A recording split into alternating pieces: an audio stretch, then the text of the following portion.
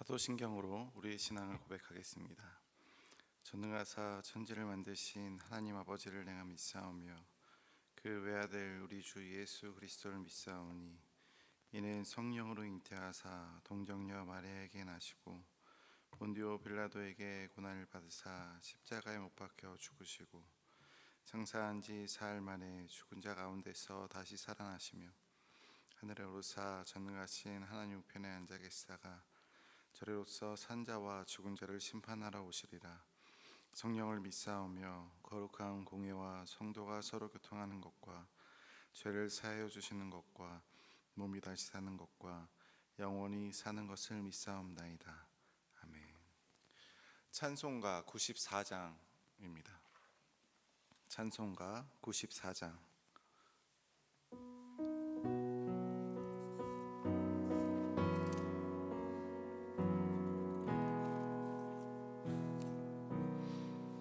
주 예수보다도 귀한 것은 없네. 이 세상 부귀와 바꿀 수 없네. 영죽을 내 대신 돌아가신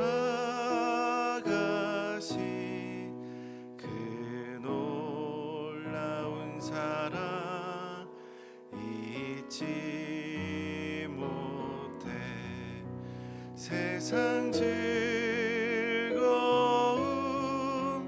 다 버리고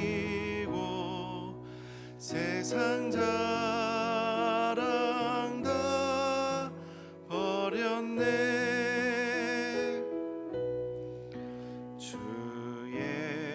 예수보다도 귀한 것은 없네. 예수밖에는 없네. 주 예수보다도 귀한 것은 없네. 이 세상 명예와 바꿀 수 없네. 이전에 즐기던 세상 일로 주 사랑하는 마음 뺏지 못해. 세상 즐거움 다 버리고 세상 자랑 다 버렸네. 주 예수보다도 귀한 것은 없네. 예수밖에는 없네. 주 예수보다도 귀한 것은 없네. 이 세상 행복과 바꿀 수 없네. 유혹과 핍박이 몰려와도 주 섬기는 내 맘 변치 않아. 세상 즐거움 다 버리고 세상 자랑 다 버렸네. 주 예수보다도 귀한 것은 없네. 예수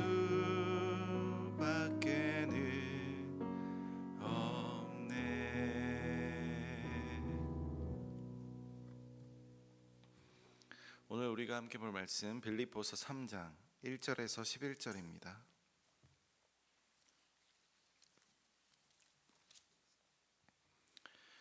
빌립보서 3장 1절에서 11절 말씀 봉독하겠습니다. 끝으로 나의 형제들아, 주 안에서 기뻐하라. 너희에게 같은 말을 쓰는 것이 내게는 수고로움이 없고 너희에게는 안전하니라. 개들을 삼가고 행악하는 자들을 삼가고 몸을 상해하는 일을 삼가라. 하나님의 성령으로 봉사하며 그리스도 예수로 자랑하고 육체를 신뢰하지 아니하는 우리가 곧 할례파라. 그러나 나도 육체를 신뢰할 만하며 만일 누구든지 다른 이가 육체를 신뢰할 것이 있는 줄로 생각하면 나는 더욱 그러하리니, 나는 8일 만에 할례를 받고 이스라엘 족속이요 베냐민 지파요 히브리인 중에 히브리인이요 율법으로는 바리새인이요 열심으로는 교회를 박해하고 율법의 의로는 흠이 없는 자라.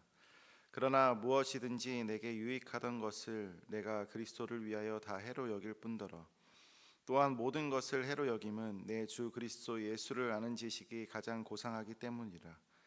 내가 그를 위하여 모든 것을 잃어버리고 배설물로 여김은 그리스도를 얻고 그 안에서 발견되려 함이니, 내가 가진 의는 율법에서 난 것이 아니요 오직 그리스도를 믿음으로 말미암은 것이니 곧 믿음으로 하나님께로부터 난 의라. 내가 그리스도와 그 부활의 권능과 그 고난에 참여함을 알고자 하여 그의 죽으심을 본받아 어떻게 해서든지 죽은 자 가운데서 부활에 이르려 하노니. 아멘. 사람들과 일상적인 대화를 나누다 보면 자연스럽게 자신이 어떤 선택을 해왔고 어떤 삶을 살고 있는지에 대해서 이야기하게 됩니다. 요즘은 이직 준비를 하고 있습니다.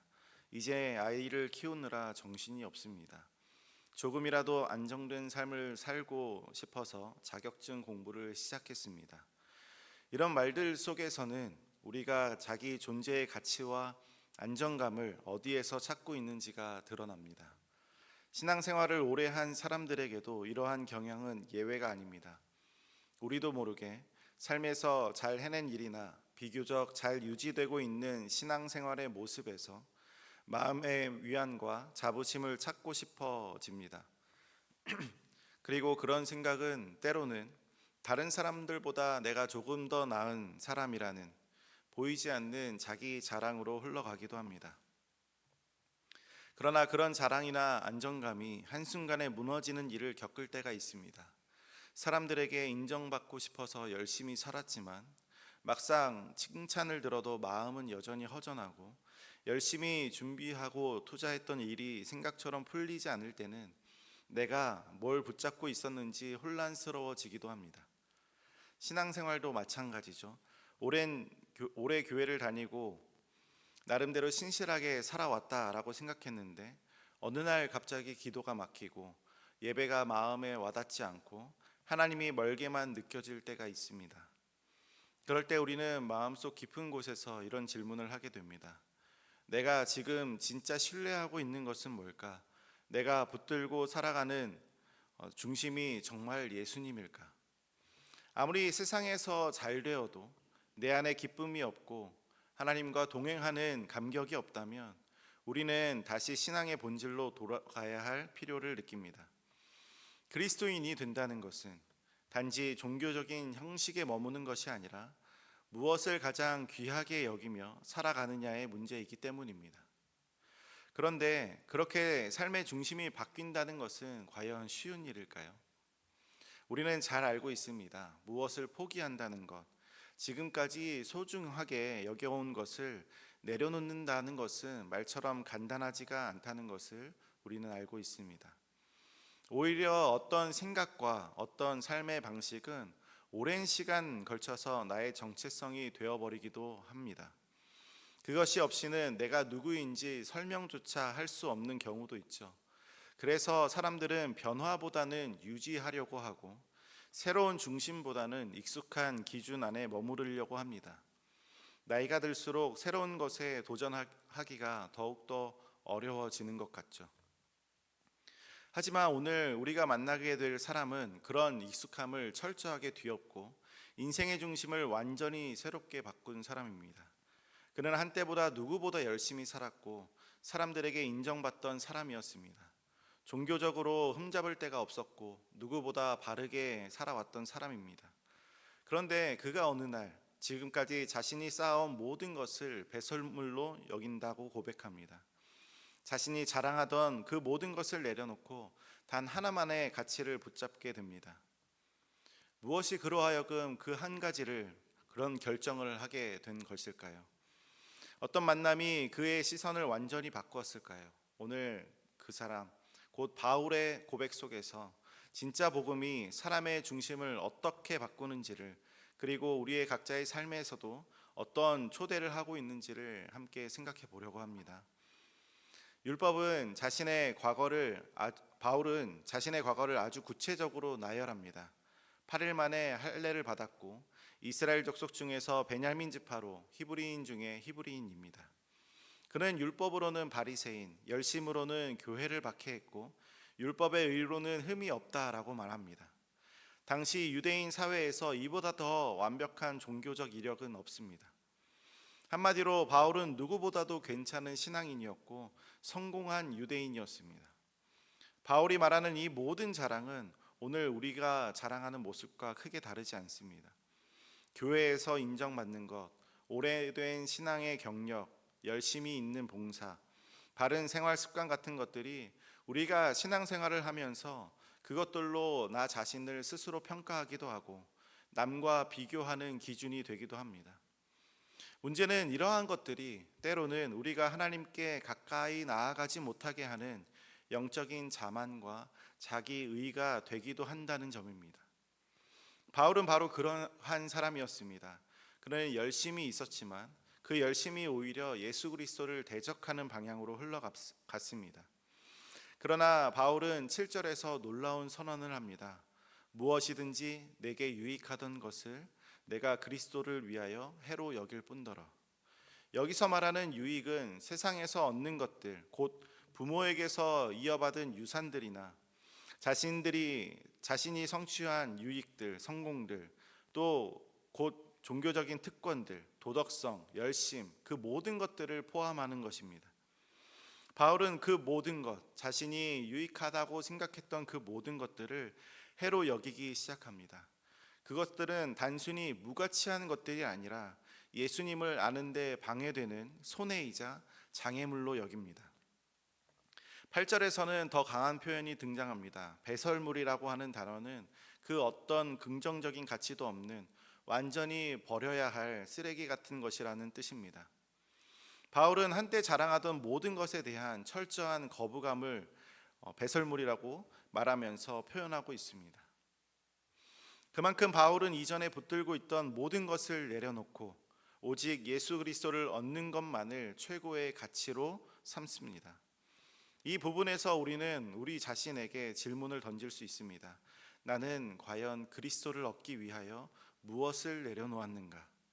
나는 내 인생에 무엇을 가장 고상한 가치로 여기고 있는가?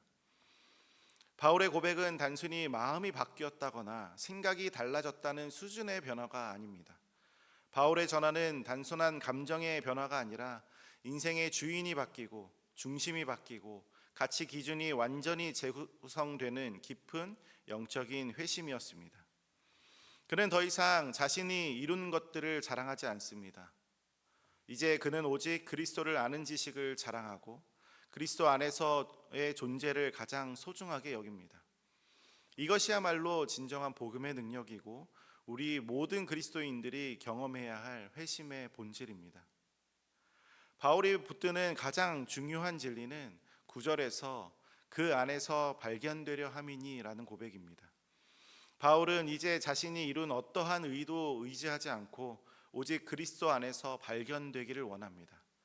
바울은 이제 자신의 의가 아니라 자신이 이룬 업적들, 성공들, 그 자신들 평가하는 것들을 통하여서 자기 자신이 드러나는 것이 아니라 오직 그리스도를 믿음으로 말미암는 의, 곧 하나님께로부터 난 의를 소망합니다. 그 안에서 드러나고자 합니다. 그는 하나님 앞에 서는 기준이 자신의 경력이나 열심이 아니라는 것을 분명히 고백합니다. 바울이 붙드는 진리는 예수님 안에 있는 자만이 참된 의의를 입고 하나님 앞에 설 수 있다는 복음의 핵심입니다. 바울은 단지 믿음으로 의롭다 하심을 받는 것에만 머무르지 않습니다. 단지 자신이 구원받았다는 사실로 끝나지 않습니다. 바울은 그리스도와 더 깊이 연결되기를 원합니다. 그래서 그리스도의 부활의 능력을 경험하고 그분의 고난에 동참하며 심지어 그분의 죽으심을 본받는 삶을 살고자 했습니다. 바울에게 신앙은 단지 머리로 동의하는 교리나 정리된 논리가 아니었습니다. 그것은 예수님과 실제로 연결되어 살아가는 삶, 곧 인격적인 연합이었습니다. 날마다 자신의 죄된 자아는 예수님과 함께 죽고 새로운 생명으로 다시 살아가는 삶을 의미합니다. 그래서 그는 이렇게 말합니다. 어떻게 해서든지 죽은 자 가운데서 부활에 이르려 하노니. 이 고백은 단순히 죽음 이후의 천국만을 소망하는 것이 아닙니다. 바울은 지금 이 순간에도 예수님과 함께 살아가는 삶 속에서 이미 그 부활의 생명의 능력을 누리며 살아가고 싶었던 겁니다. 우리 역시 그렇습니다. 예수님과 동행하는 삶은 단지 미래에 기대하는 소망이 아니라 오늘 우리의 삶 속에서 실제로 경험될 수 있는 복음의 현재적인 능력입니다. 바울은 그 부활의 삶을 지금 이 땅에서부터 살아내고 싶다라고 고백하고 있습니다. 바울의 이 고백은 단지 한 사람의 신앙 간증으로 끝나지 않습니다. 그것은 모든 그리스도인들이 걸어가야 할 믿음의 여정입니다. 가치가 전환되어져 가는 여정이죠. 세상은 우리에게 끊임없이 무엇을 이루었느냐, 무엇을 가졌느냐로 우리를 정의하려고 합니다. 때로는 신앙생활에서조차 그 틀에 맞추기도 합니다. 하지만 오늘 바울은 단호히 말합니다. 나는 그것들을 배설물로 여긴다. 왜냐하면 예수 그리스도를 아는 지식이 가장 고상하기 때문입니다. 신앙은 단지 무엇을 하느냐의 문제가 아니라 누구를 얻었느냐의 문제입니다. 우리는 그분 안에서 그리스도를 얻었습니까? 그리고 그분 안에서 날마다 나 자신이 발견되어져 가고 있습니까? 바울은 자신이 믿음으로 말미암아 하나님께로부터 난 의를 붙들고 그리스도와 연합된 삶을 살아가길 원합니다. 그것이 바로 복음의 삶입니다. 행위가 아니라 은혜로, 스펙이 아니라 믿음으로, 겉모습이 아니라 그리스도 안에서의 존재로 살아가는 것, 이것이 참된 그리스도인의 모습입니다. 이제 우리는 우리 자신을 향해 질문할 수 있습니다. 나는 지금 어떤 것을 가장 자랑하며 살고 있는지, 내가 기뻐하고 있는 것, 내가 의지하고 있는 것, 내 인생의 목표로 삼고 있는 그것이 정말 예수 그리스도인가? 아니면 여전히 내가 만드는 자랑거리와 신앙의 모양에 기대어 살아가고 있는지, 오늘 우리는 기도를 통하여 믿음의 답을 얻길 소망합니다. 우리가 그리스도 안에 있을 때 우리의 과거도 지금 현재도 그리고 앞으로 올 미래도 모두 하나님의 의로 덧입혀지고 그 안에서 참된 기쁨과 만족을 누릴 수 있습니다. 오직 그리스도를 얻기 위하여, 오직 그 안에서 발견되길 위하여, 오직 부활의 생명에 이르기 위하여 오늘 이 말씀 앞에 다시 나의 삶을 맡겨드리는 저와 여러분들 되길 간절히 소망합니다. 함께 기도하겠습니다. 주님, 우리는 때로 신앙조차도 우리의 자랑이 되게 했고 주님보다 세상의 기준과 인정에 더 마음을 빼앗겼습니다. 그러나 오늘 바울의 고백 앞에서 다시 한번 우리의 모습을 정리하길 원합니다.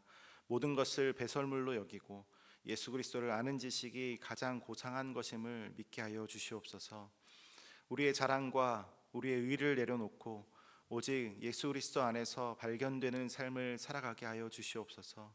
믿음으로 말미암아 그 하나님께서 주시는 의를 붙들게 하시고 주님의 부활과 고난에 동참하며 그 생명 안에 거하는 자가 되게 하여 주시옵소서. 오늘도 주 안에서 기뻐하라는 이 명령이 우리의 영혼의 중심에서부터 울려 퍼지게 하여 주시고 그 기쁨으로 살아가는 복된 하루를 우리에게 허락하여 주시옵소서. 감사드리며 예수 그리스도의 이름으로 기도드립니다. 아멘. 하늘에 계신 우리 아버지여, 이름이 거룩히 여김을 받으시오며 나라가 임하시오며 뜻이 하늘에서 이룬 것 같이 땅에서도 이루어지이다. 오늘날 우리에게 일용할 양식을 주옵시고 우리가 우리에게 죄 지은 자를 사하여 준 것 같이 우리 죄를 사하여 주시옵시고 우리를 시험에 들게 하지 마옵시고 다만 악에서 구하옵소서. 대개 나라와 권세와 영광이 아버지께 영원히 있사옵나이다. 아멘.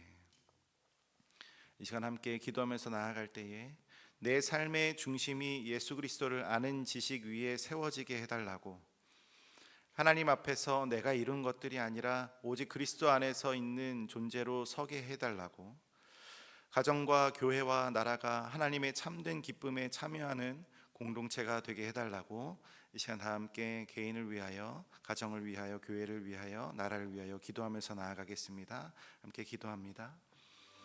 아버지 하나님, 지금 이 시간 우리에게 허락된 삶 가운데서 부활의 소망으로 말미암아 주님께서 주시는 그 참된 생명으로 말미암아 기뻐하는 삶을 살게 하여 주시옵소서. 우리가 주 안에서 기뻐할 수 있는 이유는 내가 무엇을 해냈기 때문이 아니라, 내가 무엇인가를 이루었기 때문이 아니라 지금 이 시간 예수 그리스도께서 나를 가지셨기 때문이고, 예수 그리스도께서 나의 삶을 주장하기 때문이고, 예수 그리스도께서 나에게 참된 생명을 허락해 주셨기 때문에 우리가 기뻐하며 즐거워할 수 있게 하여 주시옵소서.